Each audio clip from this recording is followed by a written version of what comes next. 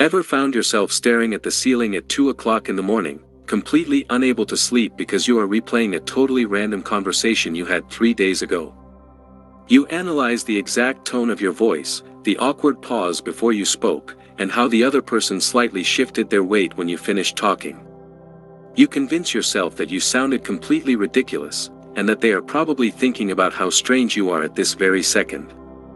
It feels like an intense interrogation room where you are simultaneously the stressed suspect and the ruthless detective. But why do our minds do this to us? Why can we not just let a simple, casual interaction go? Today, we are going to dive deep into the fascinating psychological reasons behind why you cannot stop analyzing your conversations, and how understanding this hidden machinery can finally give your brain some peace. It is a uniquely frustrating human experience that almost everyone goes through, yet we always feel completely alone when it happens. You leave a social gathering, a work meeting, or even just a brief chat with a grocery store cashier, and your brain immediately starts running a comprehensive forensic analysis on the entire event. We break down the dialogue frame by frame, looking for hidden flaws, potential offenses, or moments of social embarrassment. Psychologists actually have a specific name for this repetitive, loop-like thinking pattern, and it is called rumination. Rumination is like a cognitive hamster wheel.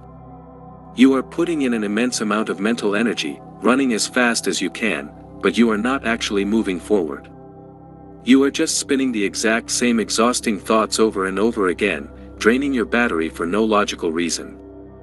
To understand why our minds trap us in this exhausting loop, we have to look way back at our evolutionary history.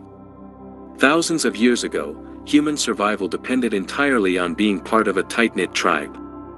If you were rejected or cast out by your social group, it was essentially a direct death sentence. You simply could not hunt, find shelter, or protect yourself from wild predators completely alone. Because of this harsh reality, our brains developed an incredibly sensitive, hypervigilant radar for social status and group acceptance.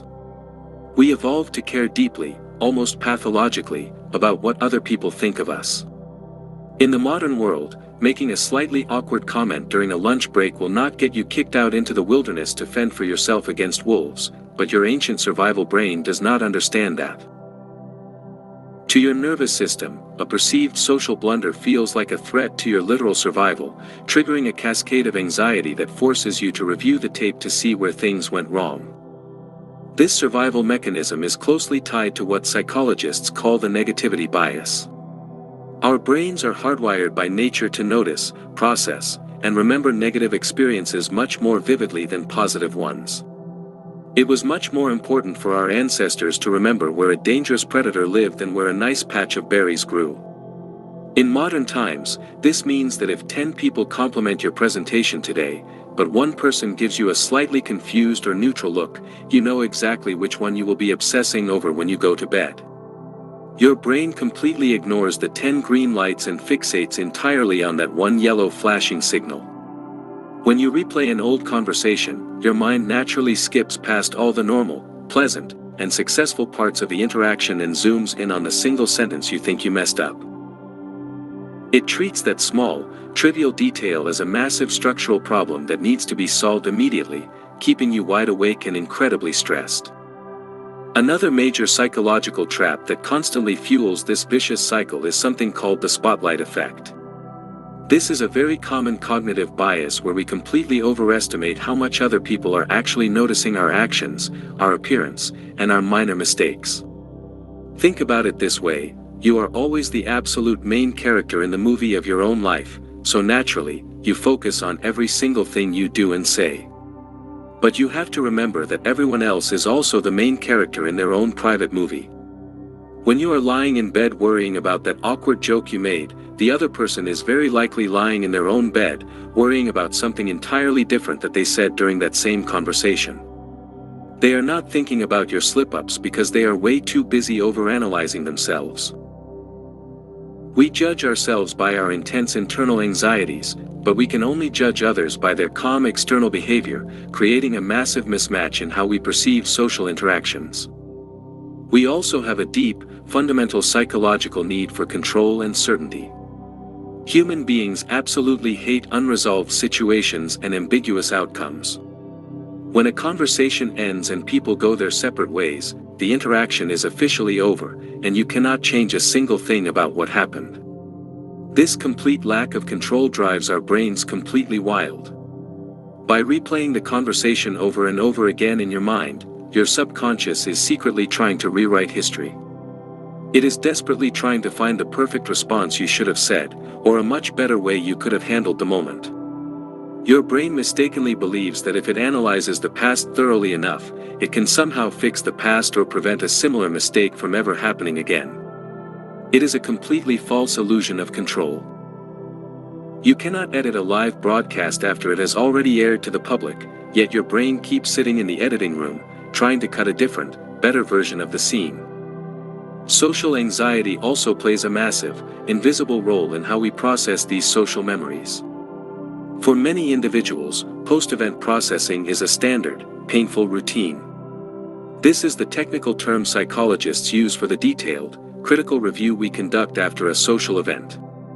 If you have even a slight tendency towards social anxiety, your post-event processing is almost always heavily distorted and unfair to yourself. You view your own behavior through a highly critical, zoomed-in lens, assuming that your internal feelings of nervousness were completely visible to everyone else in the room. If your heart was racing and your palms were sweaty, you automatically assume everyone could see you shaking and failing.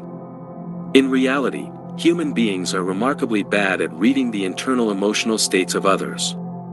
You might feel like an absolute disaster on the inside while looking completely calm, professional, and collected on the outside. Let us look at a realistic example that happens to almost everyone in the workplace. Imagine you are walking down the hallway and you run into your manager. They smile and ask how your weekend was, and instead of giving a standard, smooth, articulate answer, you stumble over your words, mix up two different sentences, and say something slightly confusing before catching yourself. You immediately correct the sentence, they smile, say that sounds nice, and walk away to their office. For the rest of the afternoon, and well into the quiet hours of the night, your brain loops that 3-second stumble on a continuous cycle. You think to yourself, they think I am completely incompetent, they think I cannot even answer a simple question, my entire career is in danger. But let us step outside of your head and look at the manager's actual perspective. They were probably thinking about an upcoming client meeting, a complex budget report, or simply what they wanted to order for lunch. Your minor verbal stumble did not even register as a tiny blip on their radar, yet you turned it into a full-scale crisis. This constant, relentless analysis creates a heavy, invisible emotional toll over time. It drains your valuable mental energy, lowers your self-esteem, and gradually makes you dread future social interactions. You begin to view socializing not as a beautiful source of human connection, but as a dangerous minefield where any single step could trigger a deeply embarrassing explosion. This can easily lead to a vicious, self-sustaining cycle where the fear of overthinking makes you even more anxious during live conversations, which then gives your hyperactive brain even more raw material to overanalyze later on. It becomes a self-fulfilling prophecy of social fatigue and mental exhaustion that leaves you feeling completely burned out. So, how do we finally break free from this relentless mental loop and reclaim our peace of mind? The very first and most important step is developing strong cognitive awareness. The next time your brain starts to replay an old conversation, you need to actively step back and label the process. Literally say to yourself, either out loud or in your mind, my brain is practicing rumination right now, or, this is just the spotlight effect tricking me again. By explicitly naming the psychological process, you immediately step out of the dramatic scene and become an objective, neutral observer. You effectively separate your true identity from the passing thoughts. You are no longer the stressed person trapped inside the awkward memory, you are the calm person watching the brain try to play a bad movie. Another incredibly powerful mental tool you can use is what psychologists call the 5-year rule. When you find yourself obsessing over a specific comment you made or an awkward pause, ask yourself honestly, will this moment matter in 5 days? Will it matter in 5 weeks? Will it actually matter in 5 years? 99% of the tiny things we overanalyze will not even matter by next Tuesday. Putting your current thoughts into a much wider, grander time perspective completely strips them of their negative emotional power.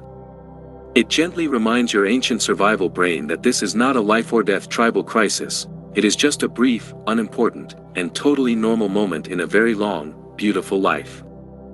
You can also practice the liberating art of radically accepting your own natural awkwardness. Human perfection is an entirely impossible and, honestly, highly boring standard to strive for. Everyone stumbles over their words from time to time. Everyone tells jokes that occasionally land completely flat on the floor. Everyone has moments where they wish they could just slide under the rug and disappear for an hour. Embracing the simple fact that you are a beautifully flawed, imperfect human being takes away the immense pressure to always sound incredibly polished and perfect. When you finally give yourself permission to be occasionally awkward, your brain stops treating minor social mistakes as dangerous, life-threatening emergencies. You can just laugh it off, forgive yourself, and move forward with your day. Ultimately, the specific conversations we replay the most are often deep reflections of our core desires to be truly seen, accepted, and loved by the people around us. We care so much because we want to connect with others cleanly, positively, and authentically. But you must remember that real human connection does not require flawless perfection, it simply requires your genuine presence. The more time you spend analyzing the unchangeable past, the less time and energy you have to enjoy the present moment and the wonderful people who are standing right in front of you.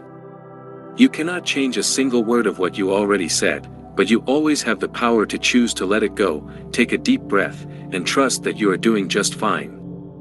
If this helped you understand your mind better, subscribe for more videos like this.